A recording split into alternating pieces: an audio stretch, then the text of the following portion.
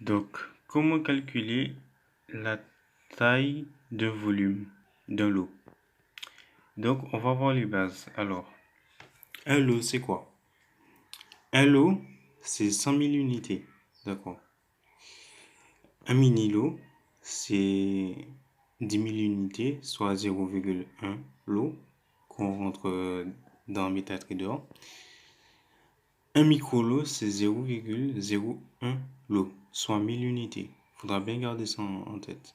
Alors, un pipe, c'est 10 micropipes. D'accord? Donc, par exemple, si on met 31 pipes, ça correspond à 310 micropipes. D'accord? Donc, comment on fait pour calculer la taille de la position? Donc, la taille de la position, c'est votre risque en argent. D'accord? Par exemple, si vous prenez 2% de risque, vous allez faire sur un compte de 5000 euros, 5000 euros fois, fois 2 divisé par 100. D'accord? 2%. Donc ça donne 100 euros. D'accord? Donc on retient 100 euros. L'écart de votre stop loss par rapport au prix d'entrée. D'accord? C'est par exemple, vous avez un prix d'entrée qui est par exemple là. Et votre stop loss, il est là. Donc c'est l'écart entre ça et ça. Bon, imaginons que par exemple, vous ayez un écart de 500. D'accord? 500, pas 500, 50 pipes, soit 500 micropipes. Bon, on va dire 555 micropipes, soit 55,5 pipes. D'accord? Alors, en pipe, le cours de la devise. Donc, pour connaître le cours de la devise, on va vous pouvez taper sur internet, euh, calculer valeur pipe ou carrément aller, par exemple, si vous avez une devise en... Attendez.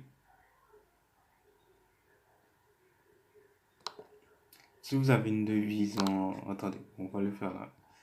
Donc, imaginons que là, par exemple, c'est euro NZD. Donc, on va rentrer euro NZD. D'accord? Et on met la devise en euros.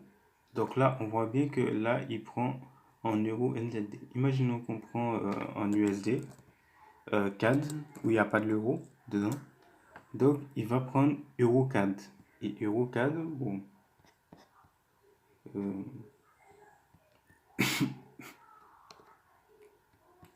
Euro CAD, c'est bien 1,51 716, 1,51, bon. 1,51 44, bon. C'est pas loin. 1,51 44. Donc bon, vaut mieux aller là, comme ça on a un truc plus ou moins stable, entre guillemets. Donc, voilà. Donc le prix de conversion, c'est la devise sur le, le dernier, pas la paire, la dernière paire qui est dans une paire de devises. Par exemple là, USD CAD, comme on n'a pas le prix en euros, donc on va prendre celui de l'euro CAD. D'accord? Le prix de cotation. Donc, alors, donc on fait ça. Et fois le pas de cotation de la devise traitée. Le pas de cotation, c'est le nombre. Imaginons que par exemple, vous voyez là, il y a 1,51716. Donc le pas de cotation, c'est 0,0001. D'accord? Le 1 là. 0,0001. C'est, on va dire, c'est la plus petite unité possible. D'accord? C'est ça le pas de cotation. La plus petite unité possible. Donc, 0,00001. D'accord? À la place du dernier chiffre, vous mettez un 1 et vous mettez des zéros devant, en gros. Donc voilà. Donc là, on va faire un calcul. Donc imaginons on fait pour USD CAD, d'accord? On a alors votre risque en argent. Bon, imaginons qu'on prenne 2% de risque. Donc si on compte de 5000 euros, 5000 euros, bon, je fais le calcul vite fait, hein. Ça revient au même, attendez, 0,02, donc c'est 100 euros, d'accord? Donc 100 euros, donc après, c'est l'écartement de votre stop loss en pipe, donc on l'a déjà, c'est 55, donc c'était encore divisé par 55, d'accord?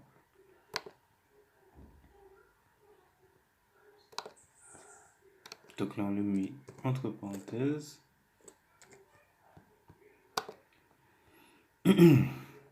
Alors, fois le cours de la devise traitée, donc pour montrer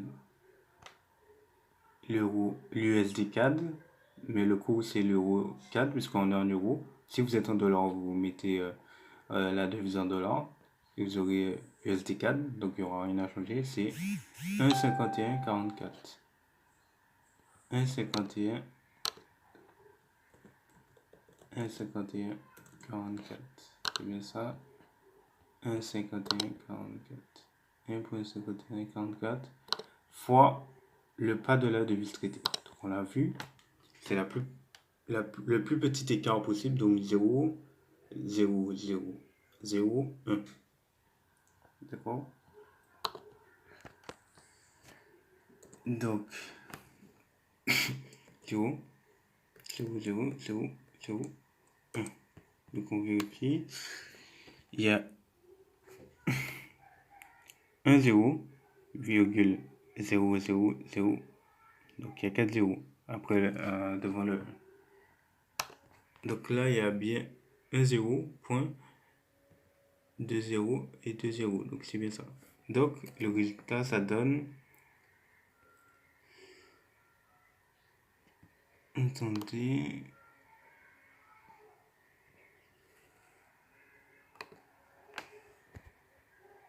Ça donne. Ouais, ça donne. Alors, 277 864 points, enfin en unité, d'accord? Donc 277 8604. Donc 260. On va faire 272 864 64 unités.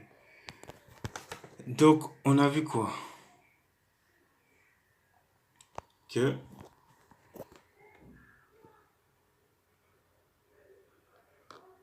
pour, pardon, 100 000 unités, c'est égal à un lot. 10 000 unités, c'est égal à un micro-lot. Et 1000 unités, c'est 0,01 lot. Donc là, ça est égal à 270 000 trucs. Donc ça donne, si on convertit 100 000 unités, comme c'est 200 000, c'est 200. Donc on fait 2,72, voilà, 2,72. Donc on fait le calcul pour voir si le stop loss est atteint, ça donne environ 100. Donc 2,72 fois 100, ça donne combien? 2,72 fois 100, ça donne 277.